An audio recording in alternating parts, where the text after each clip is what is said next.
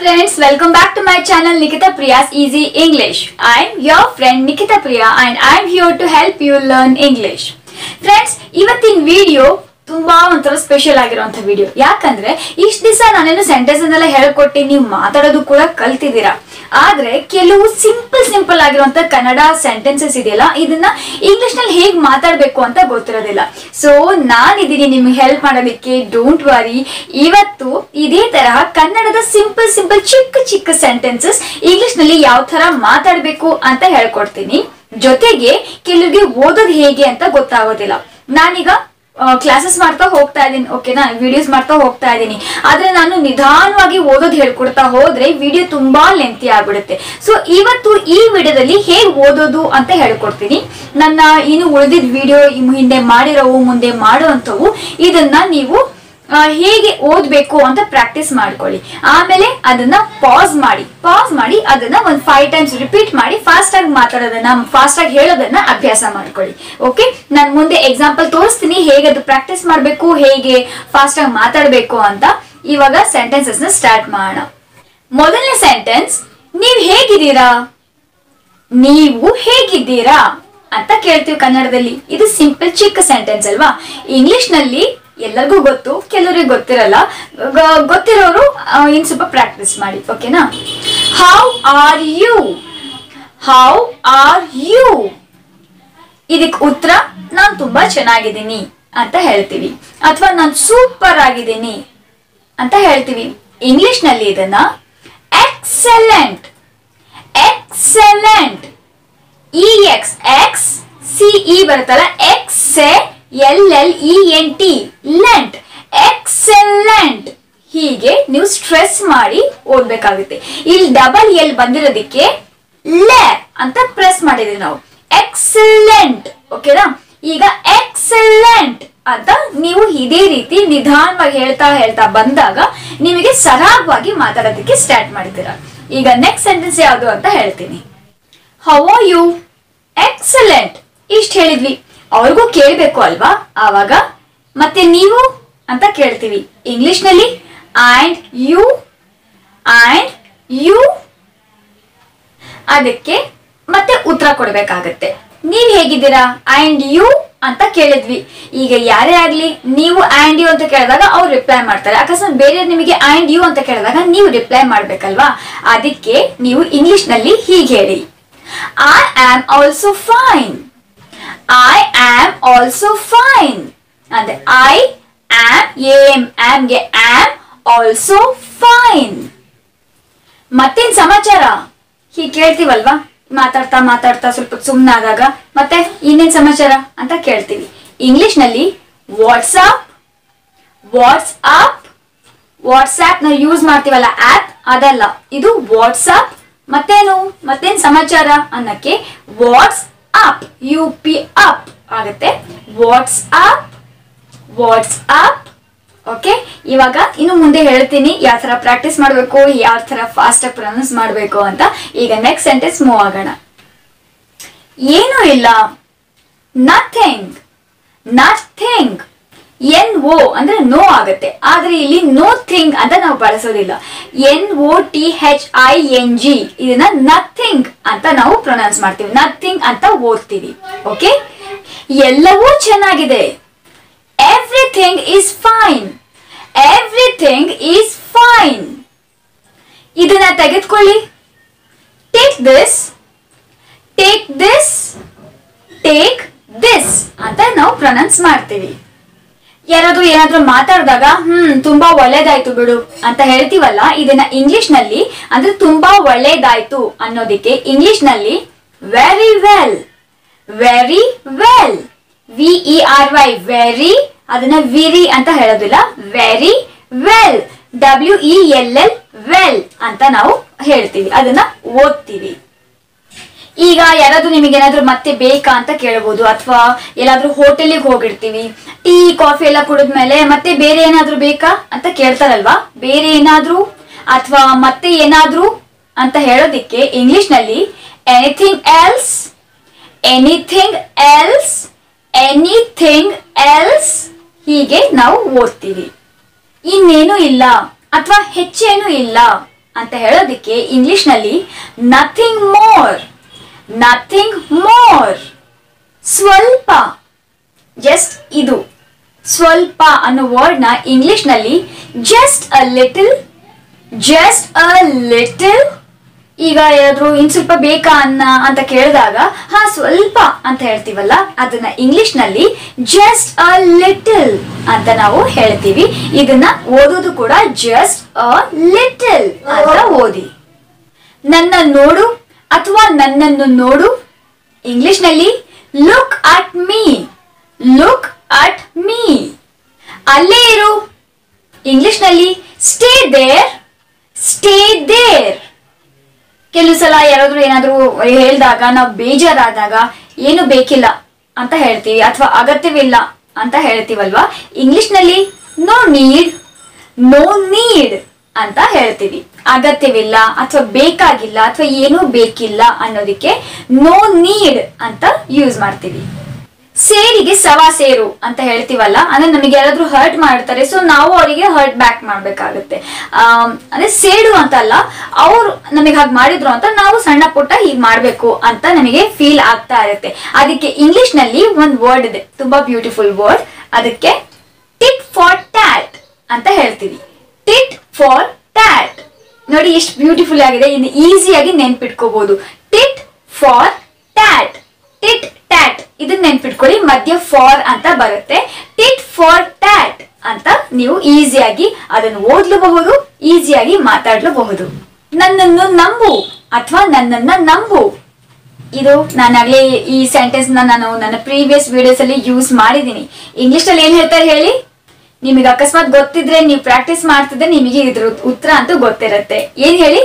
Trust me, trust me. ನಂಬು ಅದಕ್ಕೆ trust, me ನನ್ನ, ನನ್ನನ್ನ ನಂಬು, trust me. You know what ಅಂದ್ರೆ ನಿನಗ್ ಗೊತ್ತಾ ಅಂತ ಹೇಳ್ತೀವಿ, ಅಥವಾ ಏನ್ ಗೊತ್ತಾ ಅಂತ ಹೇಳ್ತೀವಿ.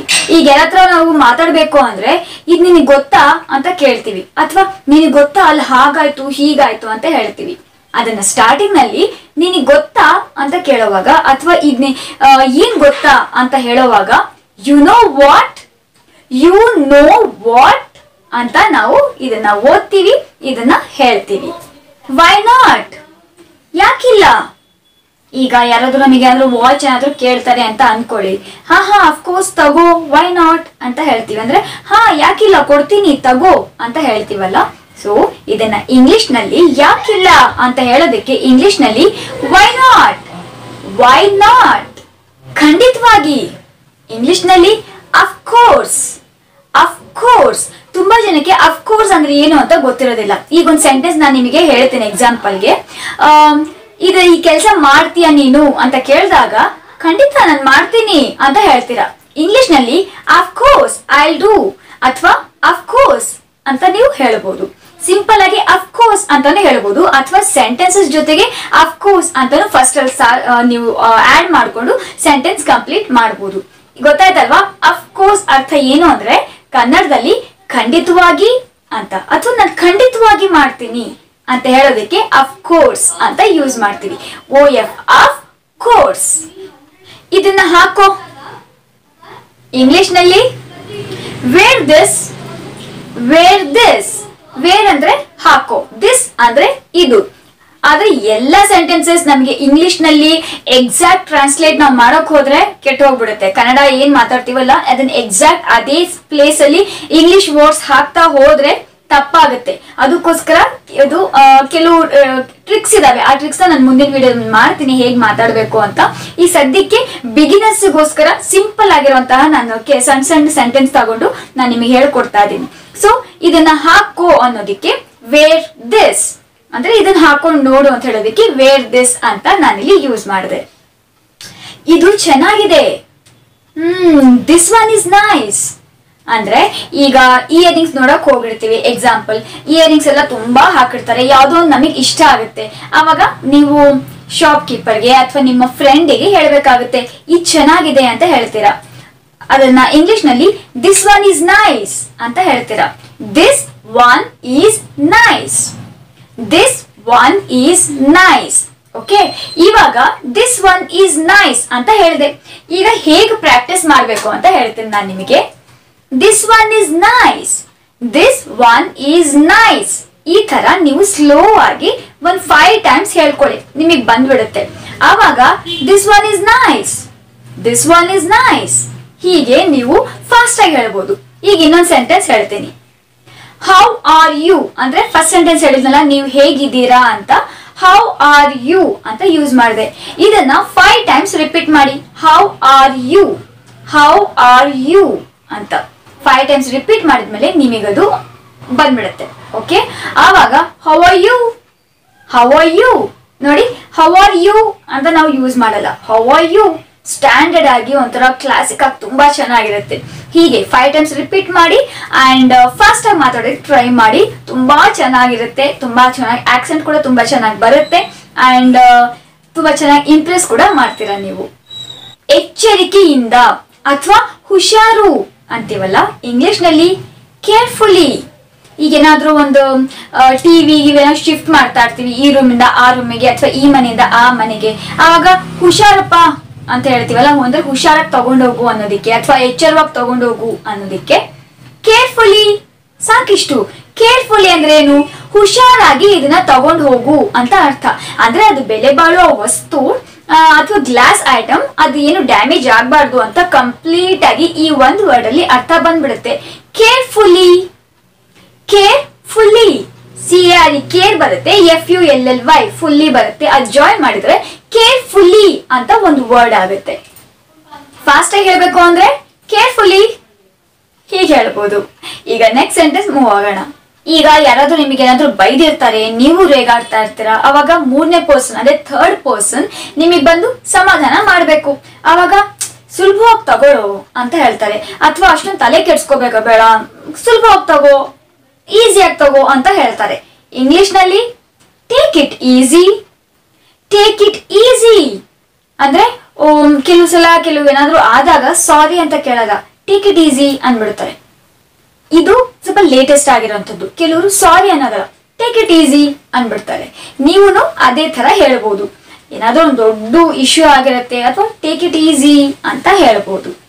ಆದ್ರೆ ಎಲ್ಲಾ ಟೈಮಲ್ಲೂ ಟೇಕ್ ಇಟ್ ಈಸಿ ಅಂತ ಹೇಳೋದು ಅಥವಾ ಸಾರಿಗೆ ಸಾರಿ ಆಲ್ಟರ್ನೇಟ್ ಟೇಕ್ ಇಟ್ ಈಸಿ ಅಂತ ಯೂಸ್ ಮಾಡಕ್ ಹೋಗ್ಬೇಡಿ, ಅದು ಸರಿ ಅನ್ಸೋದಿಲ್ಲ. ಕೆಲವು ಸಂದರ್ಭದಲ್ಲಿ ಮಾತ್ರ ಆರಾಮಾಗಿರು ಅಥವಾ ಸುಲಭವಾಗಿ ತಗೋ ಅಂತ ಹೇಳೋದಿಕ್ಕೆ ಟೇಕ್ ಇಟ್ ಈಸಿ ಅಂತ ನಾವು ಯೂಸ್ ಮಾಡ್ತೀವಿ. ಇವಾಗ ಇದನ್ನ 5 ಟೈಮ್ ನೀವು ಪ್ರಾಕ್ಟೀಸ್ ಮಾಡಿ. Take it easy, take it easy, take it easy, take it easy, take it easy. ನನ್ನ ಜೊತೆ ನೀವು ರಿಪೀಟ್ ಮಾಡಿದೀರಾ ಅಂತ ಅನ್ಕೊಂಡಿದ್ದೀನಿ ನಾನು. ಇವಾಗ ಫಾಸ್ಟ್ ಆಗಿ ಹೇಳೋಣವಾ? ಸ್ಟಾರ್ಟ್ ಮಾಡಿ.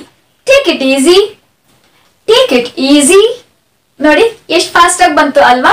ಸೊ ಇದೇ ತರ ನೀವು ಪ್ರಾಕ್ಟೀಸ್ ಮಾಡ್ಬೇಕಾಗುತ್ತೆ. ಎಲ್ಲಾ ಸೆಂಟೆನ್ಸಸ್ ಇದೇ ತರ ಪ್ರಾಕ್ಟೀಸ್ ಮಾಡಿದ್ರೆ ಹೀಗೆ ಮಾತಾಡ್ತೀರಾ ನೀವು ಇಂಗ್ಲಿಷ್. ಓಕೆ ಫ್ರೆಂಡ್ಸ್, ಇವತ್ತಿಗೆ ಇಷ್ಟು ಸಣ್ಣ ನಾನು ವಾಕ್ಯಗಳನ್ನ ಅಥವಾ ಸಣ್ಣ ಕನ್ನಡ ಮಾತನ್ನ ಇಂಗ್ಲಿಷ್ ನಲ್ಲಿ ಹೇಗೆ ಮಾತಾಡ್ಬೇಕು ಅನ್ನೋದನ್ನ ನಾನು ನಿಮಗೆ ಹೇಳ್ಕೊಟ್ಟಿದ್ದೀನಿ. ಹೇಗೆ ಓದ್ಬೇಕು ಅಂತಾನು ಹೇಳ್ಕೊಟ್ಟಿದ್ದೀನಿ. ಇನ್ನು ಫ್ಯೂಚರ್ ಡೇಸ್ ಅಲ್ಲಿ ಇದ್ರ ಬಗ್ಗೆ ಇನ್ನೂ ಹೆಚ್ಚಿನ ಸಣ್ಣ ಸೆಂಟೆನ್ಸಸ್ ನ ಯೂಸ್ ಮಾಡಿ ನಾನು ವಿಡಿಯೋಸ್ ಮಾಡ್ತೀನಿ. ಇವತ್ತಿಗೆ ಈ ವಿಡಿಯೋಗೆ ಇಷ್ಟು ಸಾಕು. ಇಷ್ಟು ಕಲೀರಿ, ಇನ್ನು ಫ್ಯೂಚರ್ ಡೇಸ್ ಅಲ್ಲಿ ಇನ್ನು ಮಾಡ್ತೀನಿ. ಓಕೆ ಫ್ರೆಂಡ್ಸ್, ಇವತ್ತಿಗೆ ಈ ವಿಡಿಯೋ ಇಷ್ಟೇ. ಈ ವಿಡಿಯೋ ನಿಮಗೆ ಸ್ವಲ್ಪ ಆದ್ರೂ ಇಷ್ಟ ಆಗಿದೆ, ನಿಮಗೆ ಹೆಲ್ಪ್ಫುಲ್ ಆಗಿದೆ, ಯೂಸ್ಫುಲ್ ಆಗಿದೆ ಅಂತ ಅನ್ಸಿದ್ರೆ ಪ್ಲೀಸ್ ಜಾಸ್ತಿ ಲೈಕ್ ಮಾಡಿ, ನಿಮ್ಮ ಫ್ಯಾಮಿಲಿ ಫ್ರೆಂಡ್ಸ್ ಜೊತೆ ಜಾಸ್ತಿ ಶೇರ್ ಮಾಡಿ. ಅಂಡ್ ನನ್ನ ಚಾನೆಲ್ ಸಬ್ಸ್ಕ್ರೈಬ್ ಮಾಡದೇ ಇದ್ರೆ ಪ್ಲೀಸ್ ನನ್ನ ಚಾನೆಲ್ ಸಬ್ಸ್ಕ್ರೈಬ್ ಮಾಡಿ. ಪಕ್ಕದಲ್ಲಿ ಬೆಲ್ ಐಕಾನ್ ಕಾಣುತ್ತೆ, ಅದನ್ನು ಪ್ರೆಸ್ ಮಾಡಿ. ನಾನು ಹೊಸ ವಿಡಿಯೋ ಅಪ್ಲೋಡ್ ಮಾಡಿದಾಗಲೆಲ್ಲ ನಿಮಗೆ ನೋಟಿಫಿಕೇಶನ್ ಸಿಗ್ತಾ ಇರುತ್ತೆ. ಫ್ರೆಂಡ್ಸ್, ಮತ್ತೆ ಸಿಗ್ತೀನಿ. ಹೋಗೋಕ್ಕೂ ಮುಂಚೆ ನಮ್ಮ ಸ್ಲೋಗನ್ ರಿಪೀಟ್ ಮಾಡುವ. Learn English, practice English and speak English confidently. Okay guys, ಮತ್ತೆ ಸಿಗ್ತೀನಿ. ಅಲ್ಲಿವರೆಗೂ bye.